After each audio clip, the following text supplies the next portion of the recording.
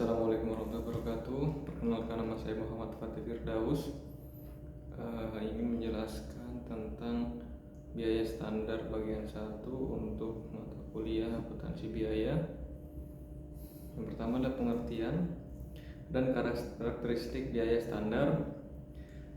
Materi yang kedua adalah jenis-jenis biaya standar. Yang ketiga, cara menetapkan biaya standar. Dan yang keempat adalah akuntansi untuk biaya standar.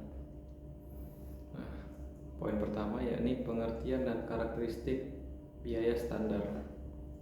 Biaya standar atau yang biasa kita sebut standard cost, yaitu a carefully determined cost used as a benchmark for judging performance. Metode perhitungan biaya standar adalah suatu metode perhitungan biaya yang menggunakan biaya standar dengan tujuan mengendalikan biaya.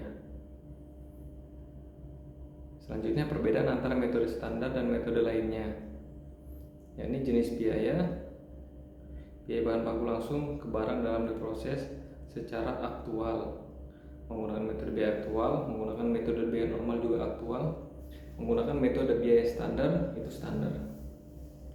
Kemudian biaya tenaga kerja langsung barang dalam proses, menggunakan metode biaya aktual itu aktual, menggunakan metode biaya normal itu normal, menggunakan metode biaya standar itu standar hasilnya. Kemudian biaya overhead pabrik yang dikeluarkan ke barang dalam proses aktual standar.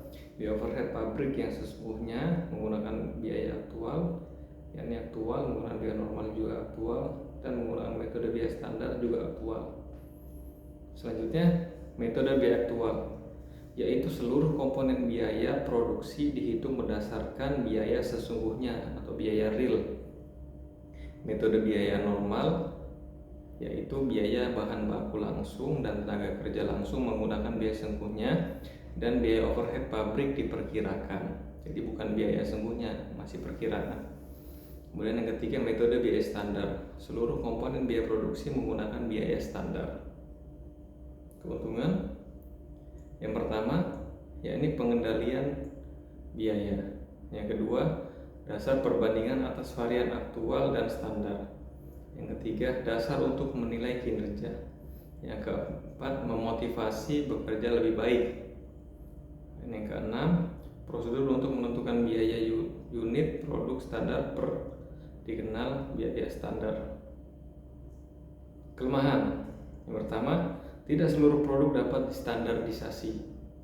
Yang kedua, proses penetapan standar tidak mudah, membutuhkan analisis yang tidak sederhana. Dan yang terakhir, kekurangannya adalah standar yang telah ditetapkan tidak dapat berlaku selamanya. Nah, jenis-jenis standar menurut Brown 2011, yang pertama standar saat ini atau current standard, dua standar ideal atau ideal standard, yang ketiga standar dasar atau basic standard, dan yang keempat adalah standar normal atau normal standard. Tahapan penetapan biaya standar, yang pertama menggunakan data terkait produksi selama periode tertentu. Yang kedua, melihat kondisi lingkungan perusahaan, dan yang ketiga, tetapkan biaya standar untuk setiap jenis biaya produksi. Demikian penjelasan dari saya.